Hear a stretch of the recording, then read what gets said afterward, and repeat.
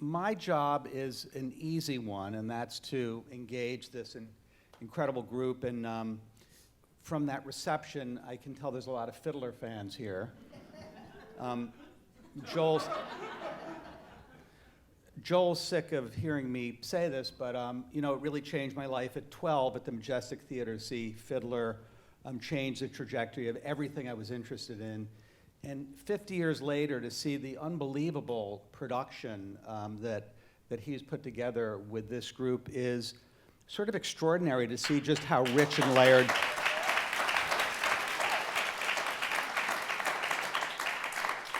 So I'm thrilled to be here, and my first question is for Joel, and I'm interested in sort of the Cliff Notes version of how this idea, this production came about, and how it came to you to create this a sort of Yiddish production of Fiddler. It was really quite simple in that this version was written right after the Broadway success of Fiddler on the Roof, written by a man named Shraga Friedman in Israel. And it was not a particular success there in Yiddish, because I don't think that Yiddish was the language that they wanted to celebrate at that moment. They were involved in a new world, a new country, and new feelings of worth. And so they played it in Tel Aviv in Yiddish, which was the first time that they ever allowed a Yiddish-speaking production, and the people didn't like it. And he wrote it, I guess adapted it in Hebrew, and it was a smash. And I got a call about a year ago from this very talented gentleman. Is he still sitting here? Over there. Yes. Mr. Zalman Mlotek, who runs the Folksbiene downtown. And I knew him a bit. I had done some little things on and off. And he said, we're going to do Fiddler on the Roof in Yiddish. Would you like to direct it? And I said, I love that show. I've seen almost every production there ever was. It always, I mean, the minute NYTF began, I'd be weeping. And I said, I don't speak Yiddish. He says, but you're Mickey Katz's son. That was the truth. We didn't speak Yiddish in my house, and my father was a great Yiddish comedian, but I never learned it. And the next thing I knew, I said, I'll let you know, I'll think about it tonight. And I did, and I called him in the morning, and I said, yes, I'll do it. Because I so believed in what Fiddler is about. And I thought, well, if I get great actors and great people to help with the production, designers and lighting people, and I think I can tell this story without understanding Yiddish myself. And what happened is that we had an enormous amount of people wanting to audition for this play. And I would say 3/4 maybe were non-Jewish speakers. And there was just a tremendous amount of excitement about it. And we chose the people, everybody had to learn a song in Yiddish to audition. And people, you know, either could cut it or not. And it happened very quickly that we just signed up 28 people who, in a matter of 4 weeks, learned all these songs in Yiddish and all the dialogue. And before we knew it, it was something that was probably not possible.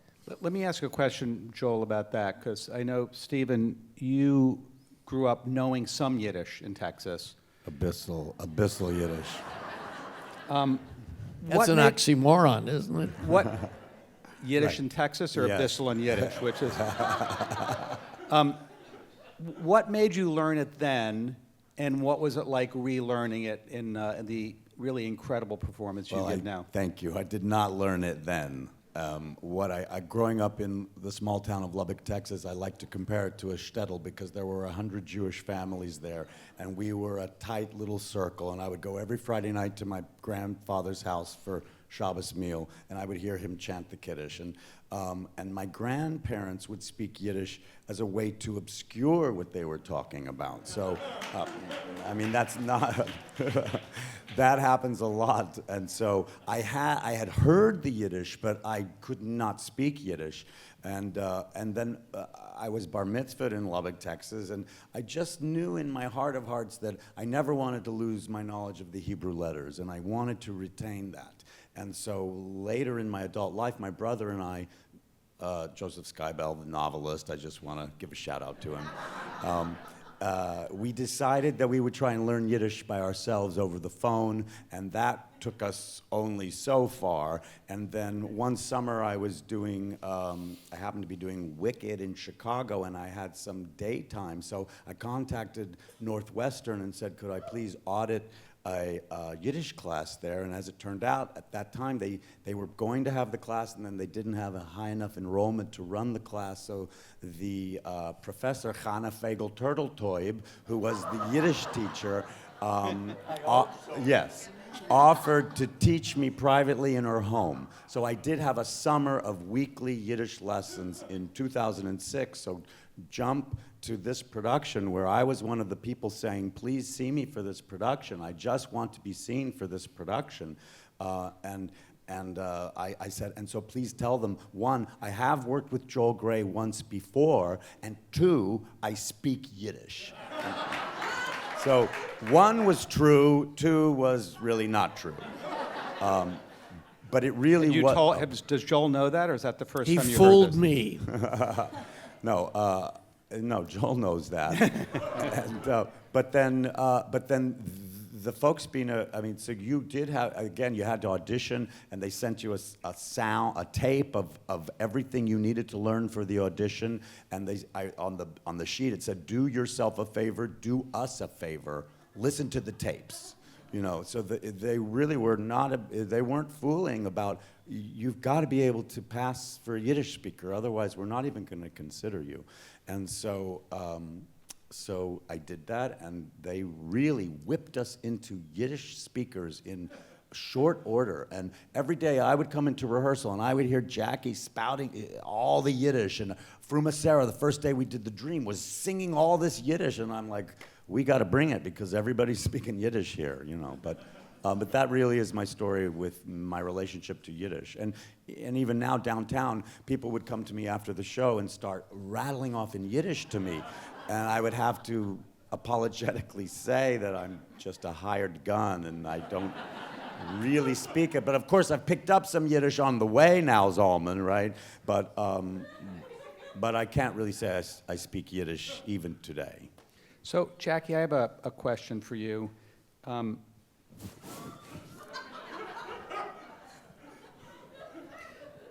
Two-part question.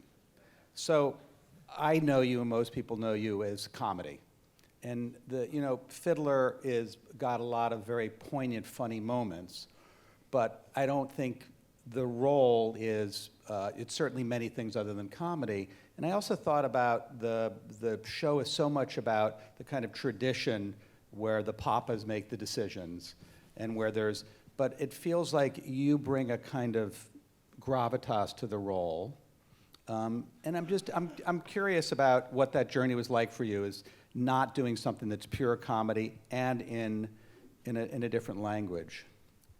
Well, I had a director who rode my ass, as they say. He was very on me, but that's what makes a great director. And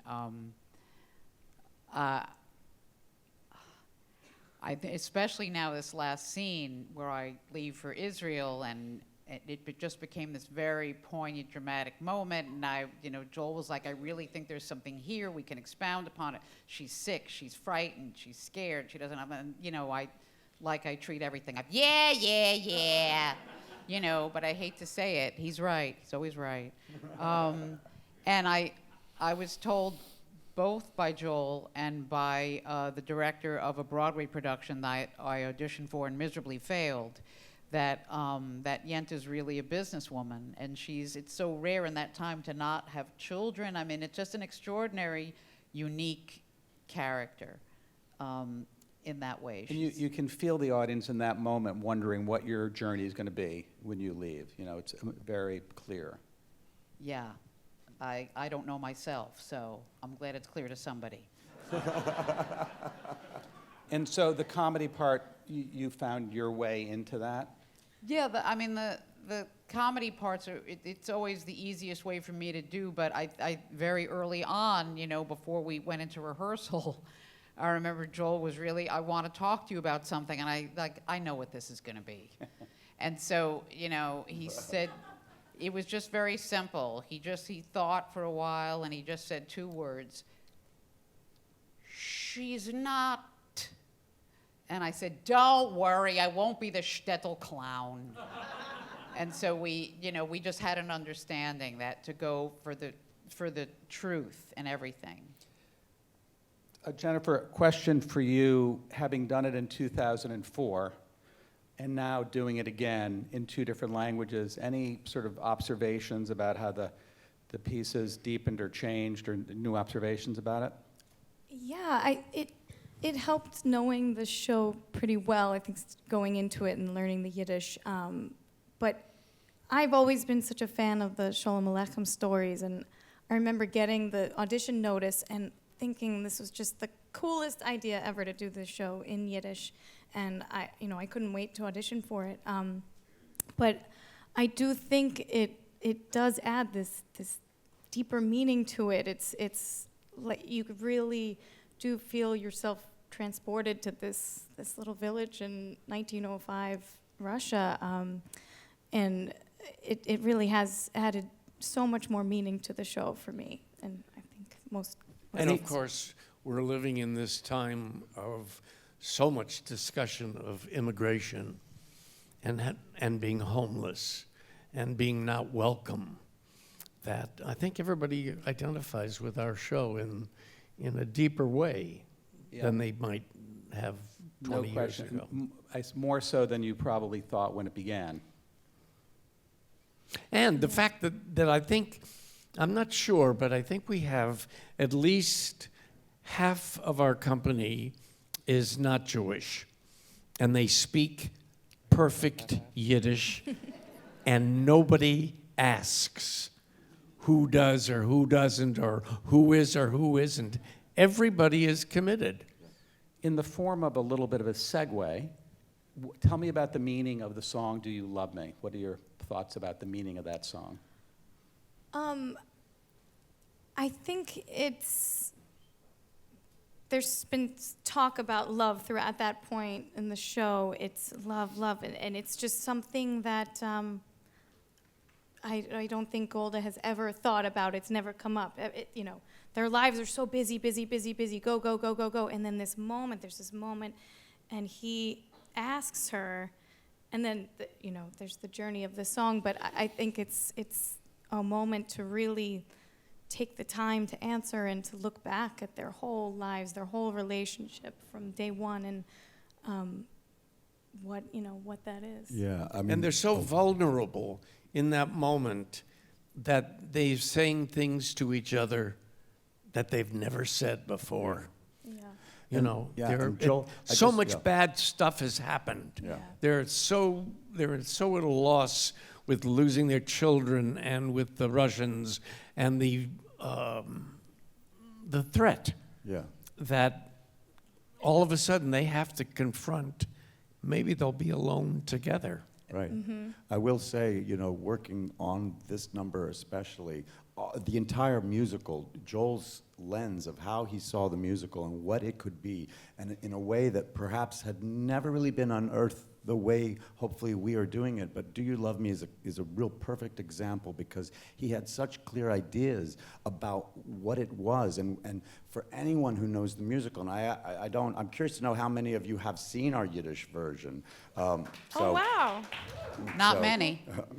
No? Well, thought it was a but lot. show of That's not hands, very Jackie. good. Lets me- That's not good. No, the show of hands was more than the applause. But Let's see. That's called an opportunity. Oh, yeah. Oh, okay. I take so it you, back. But you know that, I mean, and those who know the musical Fiddler on the Roof know that Do You Love Me has a sort of notion that it's do you love me? And the wife freaks out and screams, and he asks, do you love me? And it's like electrocution every time he asks her, do you love me? And Joel really wanted to probe why is it there and what is it doing there? Which where it allows is. the audience in that moment to ask that question. Yes. Yes. Is the thought process different than singing in English, in a different language? Do you find that it's a literal translation, or there's a different kind of meaning in speaking another language and singing it? Well, I mean, that's a big question. I mean, just what it is to try and embody another language that is not your natural language. But in a nutshell, the challenge is what it is always to be an actor, is to take something that is not yours and really make it yours. And we did rehearse with the English and with the Yiddish, and back and forth, English and Yiddish, because our director didn't speak Yiddish. But he definitely he was determined that we weren't just going to phonate the Yiddish and think that was enough, and we had to know what we were doing. And our Yiddish coaches were very good about telling us, this is this word, this is this word. So even though the song is not always a word-for-word translation of the English, it's in the spirit of the English, but there are differences. For instance, an example is in the Yiddish, it's liebst mich Serce, and Serce is just like sweetheart or darling, and so it's not just do you love me, it's do you love me, darling, and so that he keeps saying that is a slightly different thing, and so you want to let you have to let that in as the speaker. So, Joel, talking about detail and precision, I wonder if you could talk for a minute about the design of the show and the design team. I was struck by the power of the end of the first act, which was so simple and so brilliant. Can you talk about the design concept and the team and how that came about? Well, we didn't have any money. So it was an interesting challenge.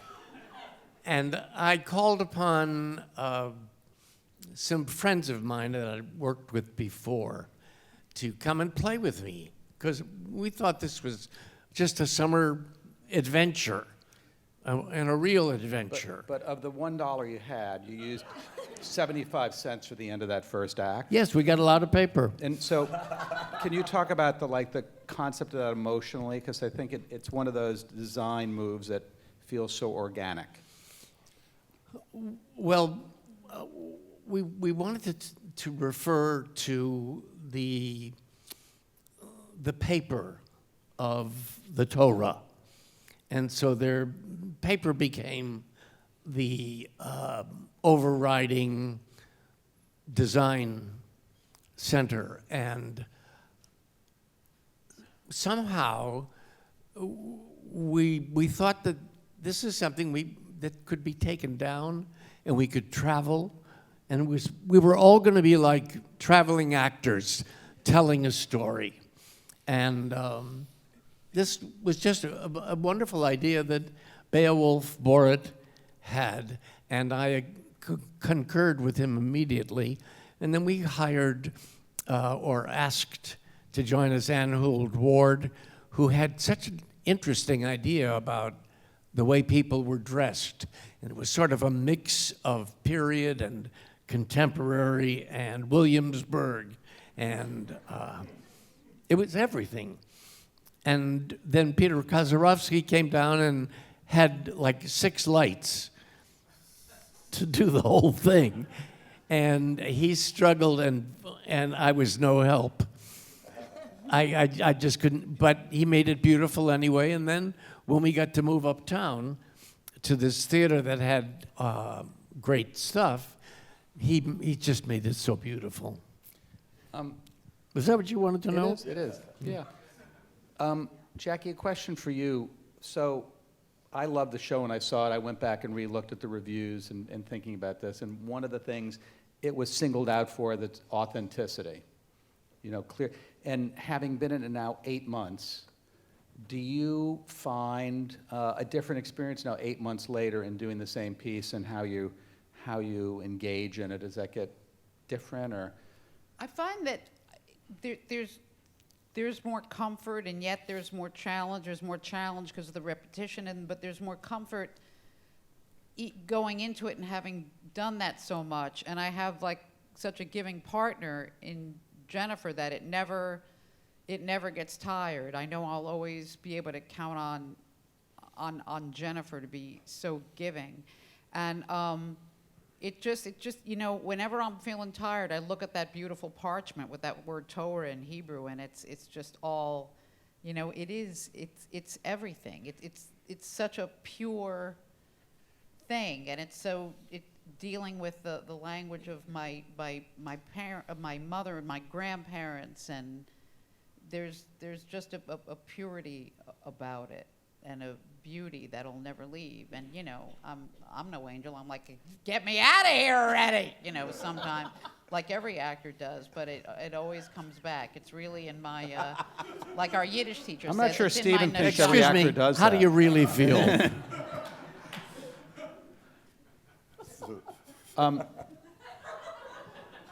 Best Tevye Evye.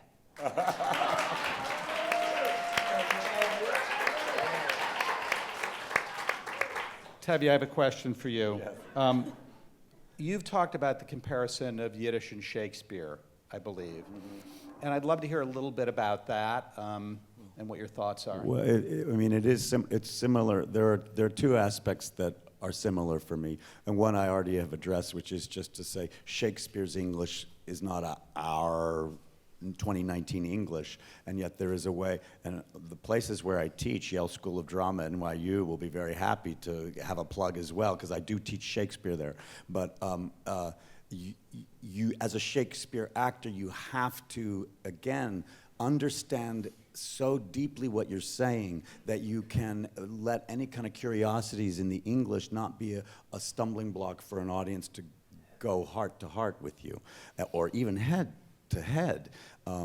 So that is a similar thing, which the Yiddish, the thing about the Yiddish, which is crazy, is that it really brought acting back to 101 for me, which is, I first have to learn my lines, and that's hard, just learning the Yiddish lines. And then I have to know what I'm saying. And then I have to know what other people are saying to me. So it's what acting is. It's like, it's not just, it's not what we sometimes think, which is stand up and look pretty. But it's, it's really a lot of work. And the Yiddish only made very clear that's what acting is you have to know everything that's coming to you, and you have to know what you're sending out. In terms of Shakespeare, the role of Tevye, and the joke is when I would meet with the Yiddish coaches, and we would turn a page and do the Yiddish, and turn a page, and it'd be like, wait, when does he leave the stage? And you realize that, and spoiler alert for those who haven't seen it, it is one of those God bless us 3-hour musicals, which is worth every moment.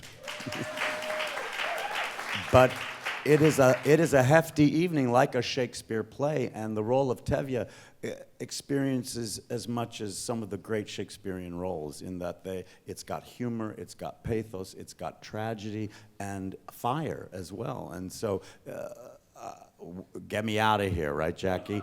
No, I mean... 2 show days.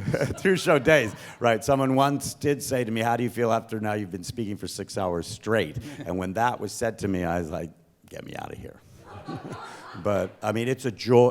Tevye has been a role that I first played him when I was 17 and then when I was 21. And now I'm finally getting to play him age appropriately. And it is a role, similarly to Joel, who has had notions about the musical. Tevye's been kicking around for a very long time. And so now to finally get to give him voice and give him voice in the language of Shalom Aleichem is a blessing beyond belief for me as an actor.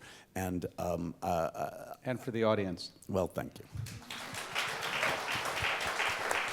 So, Jennifer, watching your performance in a musical, which is about conflicting views about tradition and shifting traditions, you manage to make the role sort of quietly the boss, which, given the sort of #MeToo moment we're in, fascinating.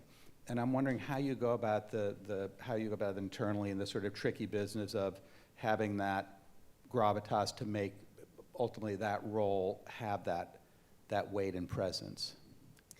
Well, I think, that's what's so wonderful about the Tevye Golda relationship is that, they're a team and they usually make these decisions together, which is why, Perchik's marrying Huddle, whatever, they really are a team and they challenge each other. They do everything together. And I think she really, Golda, I look at her like she takes this step forward and then the girls just run with it. They just like they have minds of their own. And, so at that time especially, it was such a strong character for a woman. I mean, I would just add, Unyielding, that was unyielding in her support. Yeah. but she is the little general of the house, and in that respect, Golda is the Jewish mother, which runs the house, runs their lives, and I've always felt that Tevye, even with Rich Man, he's more of a Luftmensch, so that he's a dreamer, and he's a little more. She has the upper hand. Yeah, Yeah. and she Yeah. keeps it going, so she has her own relationship to tradition and what that may mean to pull it apart like that. But I also was struck only fairly recently you look at our new poster and everything, that it is in this moment. This is a feminist musical. Among everything else that it is a story about girls and women and the man that sort of is being circled by them. So it's such a pro female musical, I think. Yeah. Woo! Yeah.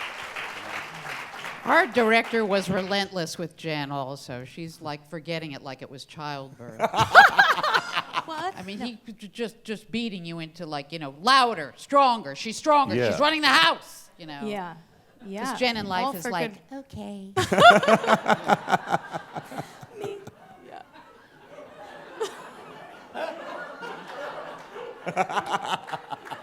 Not anymore. Joel, let me ask you a question. You touched on what's going on with immigration.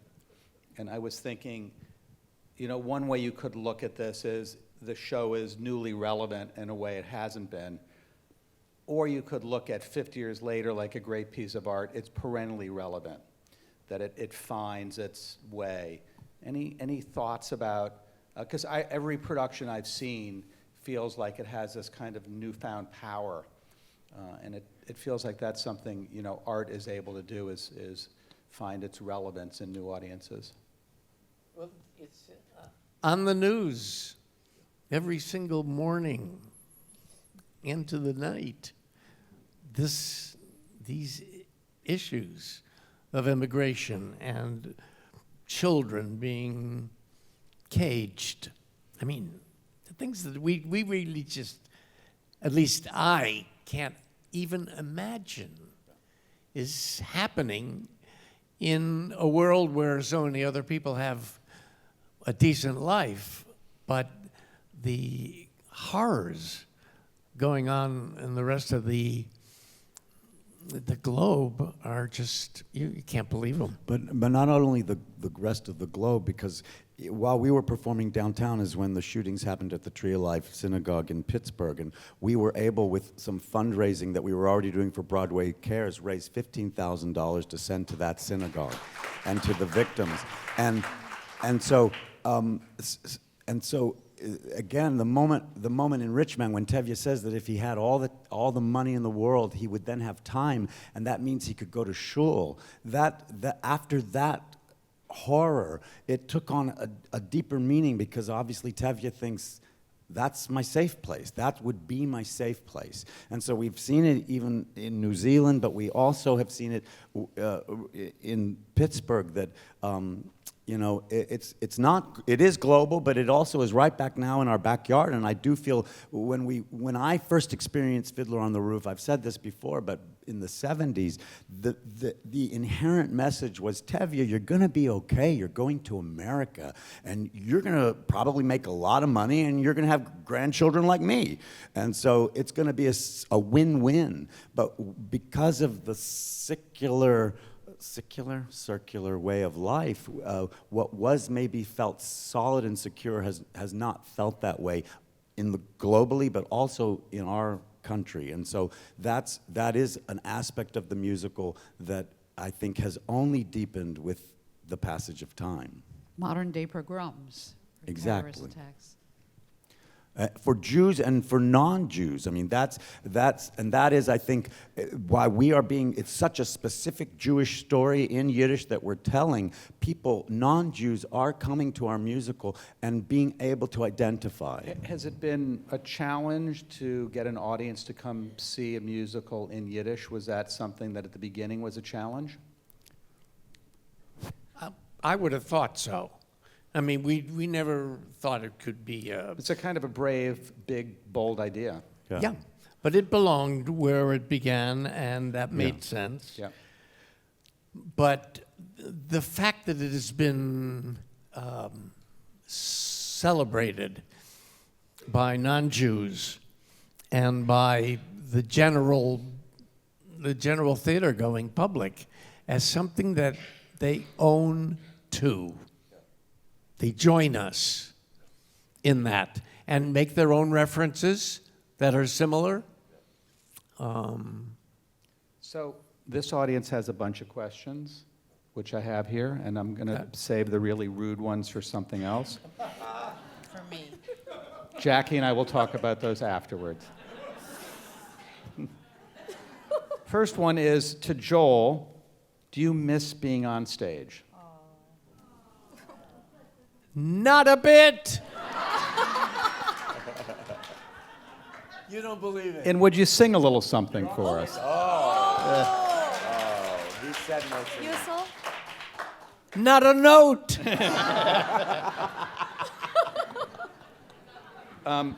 So to counter that, whoever wants to answer this is to all. Was Joel easy or difficult as a director? And you can tell the truth here. He's right next to us. You can tell the truth. I'll tell the truth. He is a great director, and he is a great actor's director. I think all his years being in the footlights and being on the stage, he is empathetic to what we have to deal with. He is also determined to bring the best out of us. And so that can sometimes feel unending.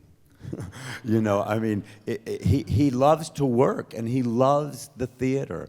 And so we had a week, when we moved uptown, we had a week of rehearsal. And you might think, oh, well, I've said this before, but it's like, instead of standing here, you stand here, and the light's gonna be like this. But we went back into rehearsal for the week, really going deeper and God, it was deeper. only a week. Right. And he sometimes can make actors have smoke come out of their ears, but he's it's worth it. always right. Should we try? Oh, I don't know. Okay, I makes think things to make myself like, sense. is this gonna work? And then after, of course, that was it. He's just like. I'll tell brilliant. you, the real truth is I love the theater, and I love actors.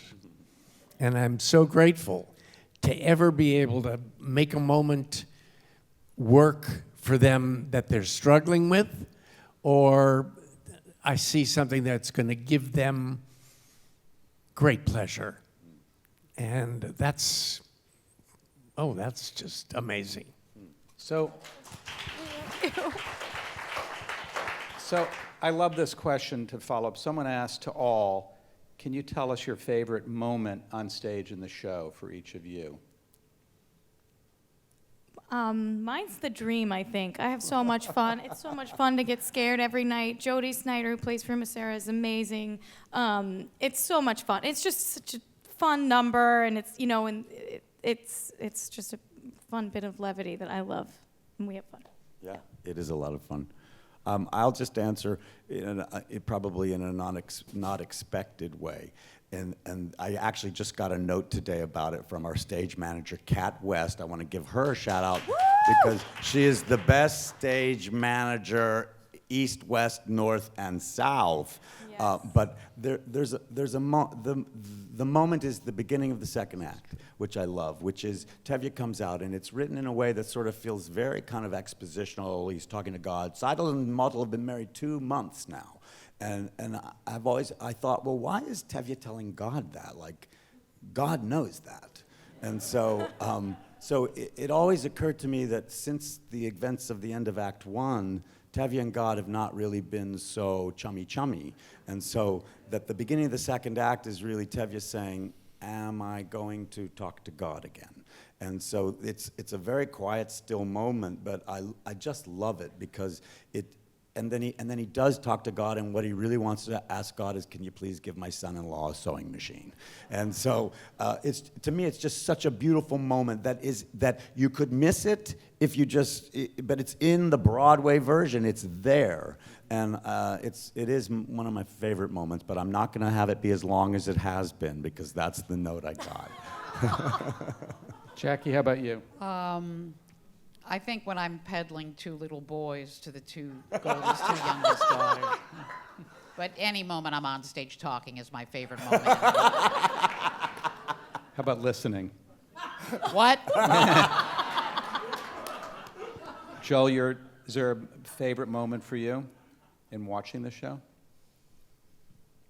Do You Love Me? And the end of the Act 1, when everything is falling apart and Tevye says, what do I do? Now what? And that's a blackout, and it's powerful. There's a question here that's uncanny in that it leads to what you're about to sing. And it's, tell us about the lyric change in If I Were a Rich Man. Yeah, If I Were a Rich Man. So in our version, it's If I Were a Rothschild. And it's funny, and but it is That was Shraga Friedman. It's Shraga Friedman who went back to the original Sholem Aleichem. And Sheldon Harnick graciously allowed for certain discrepancies between his famous, wonderful version and just a little peppering from the Sholem Aleichem. And that's an example because there is a story by Sholem Aleichem called If I Were a Rothschild. And so so that just is a little zest because it zhuzhes me to know that the beginning of the song is a nod not only to the greats who created Fiddler on the Roof, but even all the way back to the man who inspired them to create it, Sholem Aleichem, who talked about Rothschild. And the thing for me, again, as an actor, it's like, when I first read that, it's like, Tevye knows who Rothschild is? That's, it's like, that was interesting because he's a man, he's of the world and in the world, so of course he's living in this strange, maybe removed shtetl in the Pale of Russia, but he's gonna know who a Rothschild is, and that is... He's gonna have heard about it. Yeah, he's gonna have heard about it. Use your mic. He's gonna have heard about it. Yeah.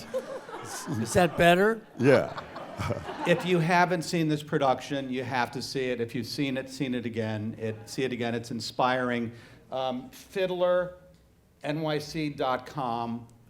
Inspiring group and really amazing to be here with everyone. So congrats on a stunning achievement. Thanks, David, for Thanks for being here.